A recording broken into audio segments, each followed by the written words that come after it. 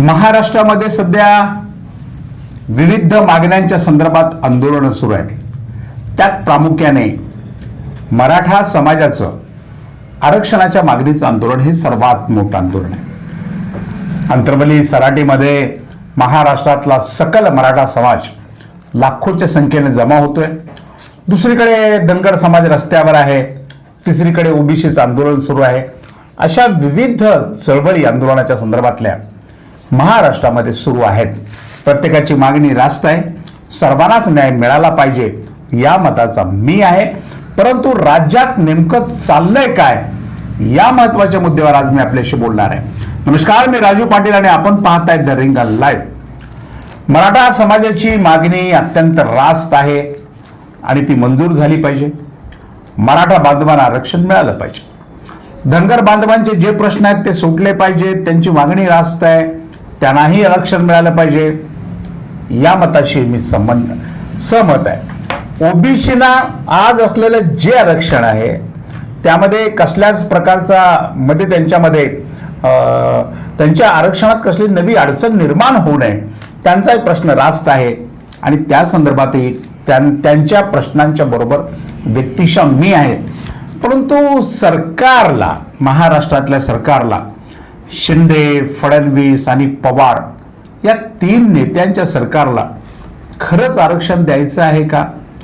जर खरंच आरक्षण त्यांना द्यायचं असेल तर ते कुठल्या पद्धतीनं देणार आहेत आणि त्यांच्या समोर नेमके पर्याय काय आहे?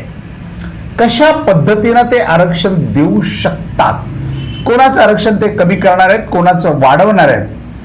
अशा जेव्हा अनेक गोष्टी आपण पाहतो आणि या आरक्षणातले कायदे तपासण्याचा आपण जेव्हा प्रयत्न करतो तेव्हा राज्य सरकारच्या हातामध्ये काही नाही ही गोष्ट सातत्याने आणि वारंवार पुढे येते.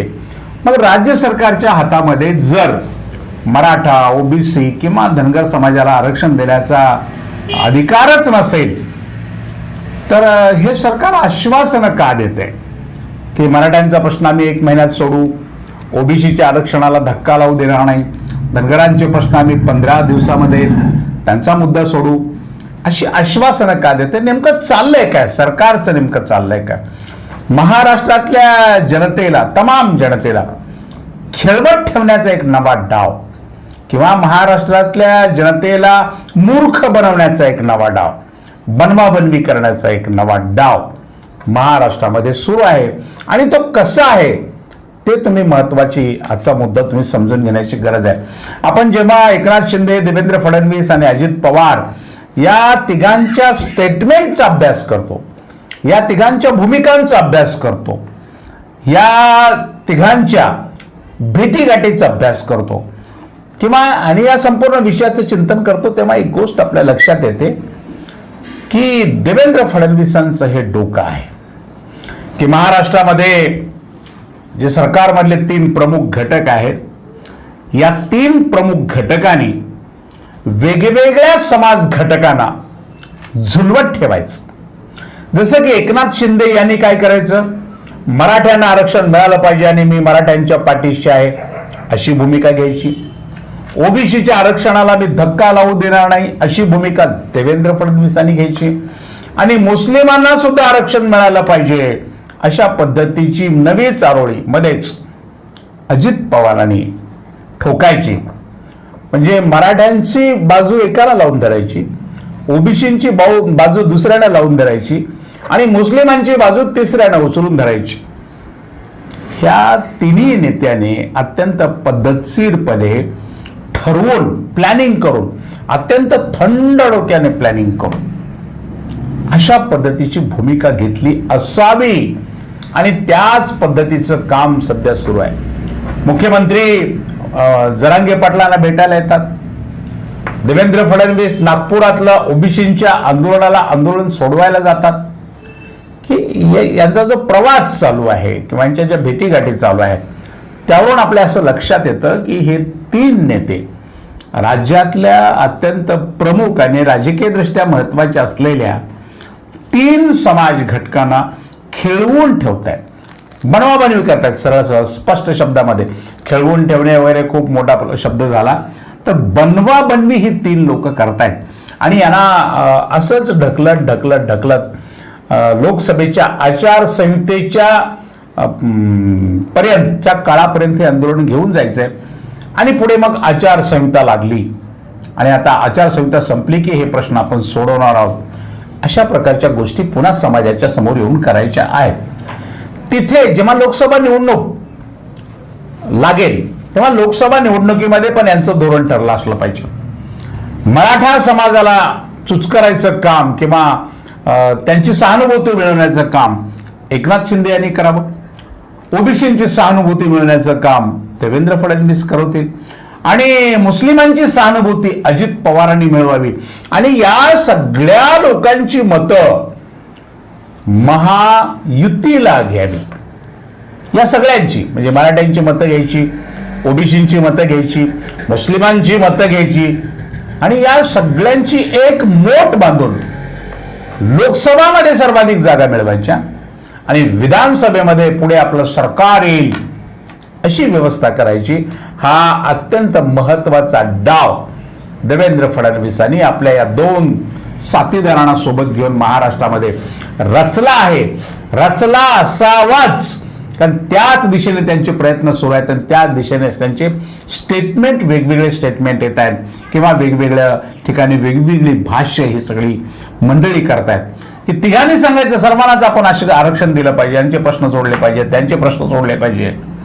आता भविष्यामध्ये 1-2 महिन्यामध्ये आणखीन 2 गोष्टी पुढे येणार आहेत. तो मुद्दा आहे लिंगायत समाजाच्या आरक्षणाचा मुद्दा. आणि लिंगायत समाजाच्या आरक्षणाचा मुद्दा सुद्धा आता डिसेंबर पासून पुन्हा ऐरणीवर येण्याची शक्यता आहे. मग अशा वेळेला देवेंद्र फडणवीस काय करतात?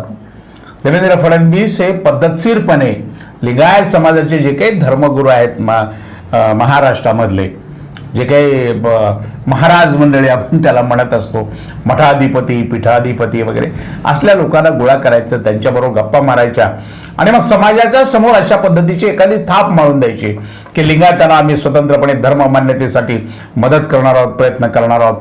किंवा त्यांना हेही सांगायचं की तुमच्या आरक्षणाचा प्रश्न आता भविष्यामध्ये अमुक सरकार सोडवणार आहे, देवेंद्र फडणवीस सोडवणार आहेत किंवा भारतीय जनता पार्टी सोडवणार आहे.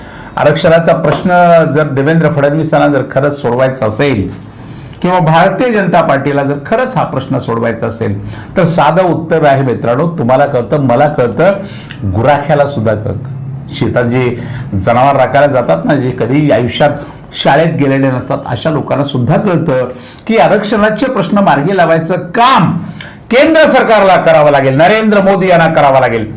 त्यांनी संसदेमध्ये आरक्षणाची जी 50% मर्यादा आहे, ही 50% मर्यादा 75% घेऊन जावी लागेल. आणि महाराष्ट्रातलं नव्हे तर संपूर्ण भारतामध्ये ज्या ज्या म्हणून काही आरक्षणाचे प्रश्न सध्या प्रलंबित आहेत त्या सर्वांना आरक्षण देण्याचा प्रयत्न त्यांना करावा लागेल. हे कळतं आणि हे कळून सुद्धा हे सरकार आरक्षण देणार आहे, ही सरकार तशा पद्धतीची तरतूद करणार आहे. आणि कशा पद्धतीची तरतूद तुम्ही करणार आहात? विद्वान मंडळी बोलताना, जी मंडळी शहाणी आहेत, जी मंडळी वकील आहेत, अशी मंडळी सुद्धा बोलताना चुकीचं बोलतात की विशेष प्रवर्ग निर्माण होऊ शकतो. तर का झाला नाही? विशेष प्रवर्गाची निर्मिती का होऊ शकली नाही? आणि विशेष प्रवर्गाची निर्मिती झाली तरी ती 50%च्या अधिक जर झाली तर त्याचं पुढे काय होणार आहे?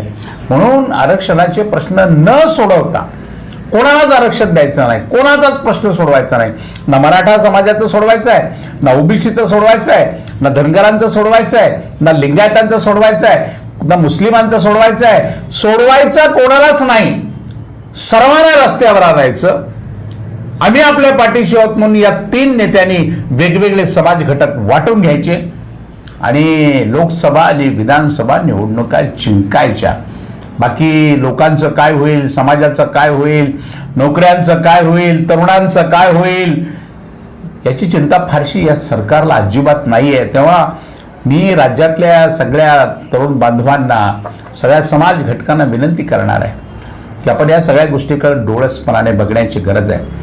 आपल्याला कोणीतरी फसवतोय, जाहीरपणे फसवतोय, दिवसाढवळ्या फसवतोय, हे आपल्याला कळतं. आणि कळून सुद्धा आपण कोणावर तर विश्वास ठेवायला चाललेले आहोत की अजितदादा मुस्लिम समाजाला आरक्षण मिळवून देतील, एकनाथ शिंदे मराठा समाजाला आरक्षण मिळवून देतील. ओबीसीचं रक्षण करायला देवेंद्र फडणवीस तयार आहे. अरे तुम्हाला जर ओबीसीचं रक्षण करायचं आहे, या विविध समाज घटकांना न्याय द्यायचा आहे, तर पहिल्यांदा महाराष्ट्र राज्यामध्ये जातनिहाय जनगणना करा. कळू दे एकदा महाराष्ट्राला की या राज्यामध्ये कोणत्या जातीचे कोणता समाज किती आहे, किती आहेत मराठा, किती आहेत सवर्ण, किती आहेत दलित, किती आहेत मागास, किती आहेत अतिमागास, किती आहेत ओबीसी. या गोष्टीची आकडेवारी जर आज तुमच्या समोर नाही आणि तुम्ही आरक्षण द्यायला निघाले, उद्या एखादा गुणवंत सदावर्ते उठणार आहे.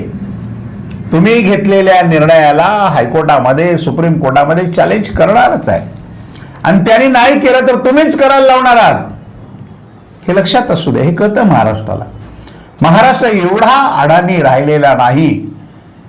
महाराष्ट्राला हे 3 नेते महाराष्ट्रातले देवेंद्र फडणवीस, एकनाथ शिंदे आणि अजित पवार हे फसवायला निघालेले आहेत. यांना कोणालाही आरक्षण द्यायचं नाही. आरक्षणाची गाजरं विविध समाज घटकाच्या तोंडापुढं धरायची आहेत आणि आपली सत्ता टिकवायची आहे. तिघांनी वेगवेगळं बोलायचं आणि सगळ्यांनाच कोलायचं, हे त्यांचं धोरण आहे. म्हणून महाराष्ट्र सावध व्हा, डोळसपणे या राज्य सरकारच्या भूमिकेकडे पहा आणि मगच आपला निर्णय घ्या. आज इतकंच. पाहत रहा रिंगण लाईव्ह, आवाज महाराष्ट्राचा.